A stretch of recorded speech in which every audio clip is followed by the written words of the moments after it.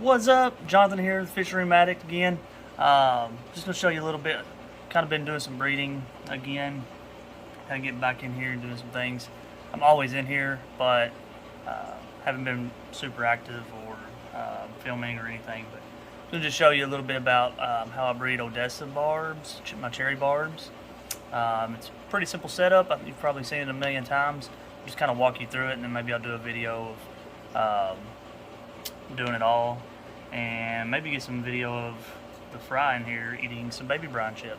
I'll turn this camera around.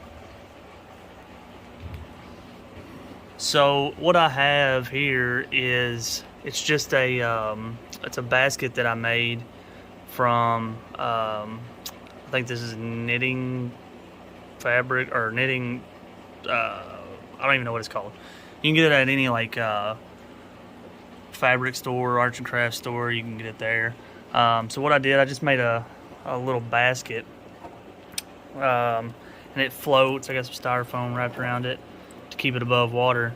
And so what I'll do is, once I have my breeders, which are for the most part up here, I got some others in here as well, but once I get them ready to go, I will put usually one male and 3 or 4 females in there, and it's got quite a bit of foliage in there, some plants just floating around in there to keep them hidden, and they'll go in there and spawn. And then of course the eggs, for the most part, will fall out and into the gravel down here, and they'll hatch. Usually I'll have, I let them stay in there usually about 36 hours roughly, and I'll have to go in here sometimes to just kind of move the foliage around. It's mostly guppy grass and some hornwort in there, but maybe a couple clumps of moss. But I'll go in there and just kind of move it around, and that way some of the eggs will fall out of the bottom without getting eaten. But yeah, it's pretty simple. There's a little spawning mop back there covered in some hair algae, string algae. But yeah, it's pretty simple. It does well for me. I'm sure I could probably tweak it and get larger batches out of it. But I'll usually, if I breed 3 females and a male, I'll usually pull 20 to 25 babies out of it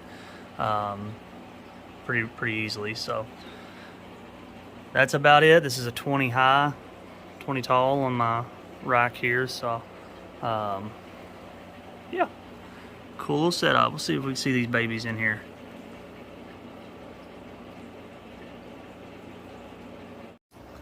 Alright, so there you have it. That's a very brief description, just a little snippet of how I breed cherry and Odessa barbs. Well, I guess really any barbs that I breed mostly. And I've bred Serpe tetras this way, gold barbs. I've bred tiger barbs this way, the green tiger barbs. Pretty much, yeah, about any egg scatter I guess you could breed about like that. So yeah, short little video, but I'm trying to get back in the swing of this.